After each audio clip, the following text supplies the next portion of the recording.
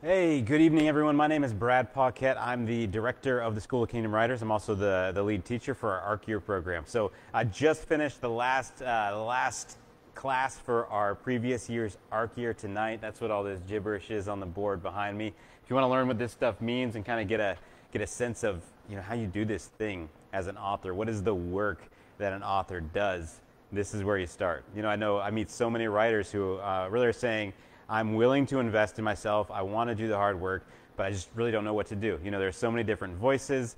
So many of these voices really don't seem to have any expertise. It's really anecdotal and could just be a fluke. How do I know who to listen to?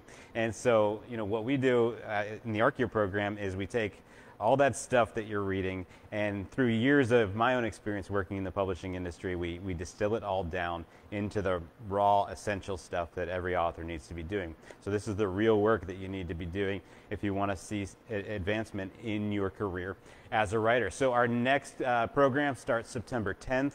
The classes are free. You can find that you can find the sign up and everything at sokw.org/arcyear, or if you just go to the sokw.org homepage, you'll find the information there too. But tonight, I want to talk about agents. So we're doing this series of videos over the summer while we get ready for our next section of ARC Year. It was just some popular topics, popular questions that I get. And so I get so many different questions about agents. I just talked to a woman just a few days ago, and this is a conversation I've had way more times than I would like, who said, basically, I paid a bunch of money to an agent, now what do I do? And there are a lot of things wrong with that question, and so we're going to address that tonight and talk about what agents actually do. So to start, the best tip that I can give you as far as seeking out an agent is you should never pay money to an agent up front.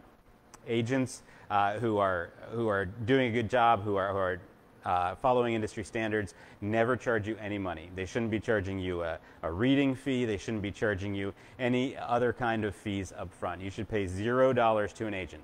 A good agent makes money when your manuscript sells to a publisher. At that point, they typically take 15% of your earnings. But they don't get paid, very truly, they don't get paid until you get paid.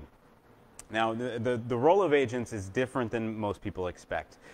So 80 to 90% of the publishing industry, depending on who you talk to, is controlled by 5 big companies. And we call those companies the Big Five. You'd recognize some of their names like Simon & Schuster, Penguin Random House, which are now merged, HarperCollins, Hachette, and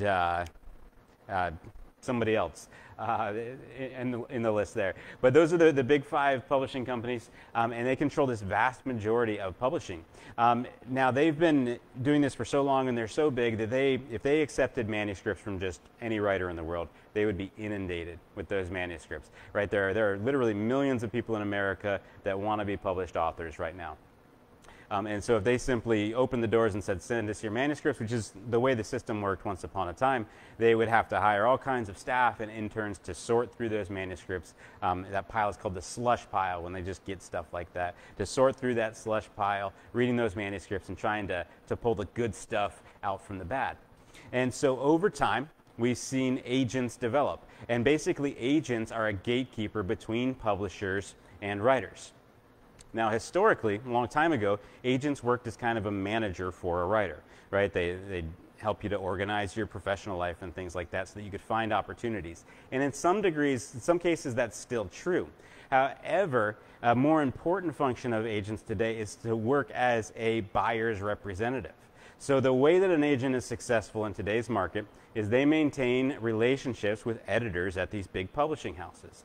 And that relationship is really what makes them able to sell a manuscript, puts them in a position where they can collect their 15% commission. So at the end of the day, when they're screening writers and writers are sending their work into agents to be considered for publication, the question that they're asking is, can I sell this to one of these editors that I know? And that's very different from what most writers expect when they go into this process. So if you want to get an agent, that process is called querying an agent. So you send out query letters to query an agent, and you're basically asking them, will you represent me? And I think the mistake that a lot of people make is that they look at that as this, benevolent literary relationship where, the writer is talking to someone that loves books just like they do. However, in fact, and I'm not saying that there aren't good agents that love books. I know almost all of them do. But the reality of their position is that the question, they're not asking this question, do I love this book? Could I fall in love with this manuscript? They're asking the question, do I know somebody who would buy this manuscript?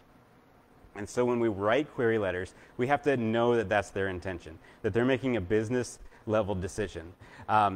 Writing is all about knowing your audience, right? And a lot of times that's kind of a nebulous thing. We kind of have to make big assumptions about who is out there in the world that might like our work. However, when we're talking to an agent, we're talking to one specific person, and we know exactly what they want. And so as we're drafting query letters, as we're talking to potential agents, that's what we need to keep in mind. And often that's the difference between finding the right agent for you and finding no agent at all.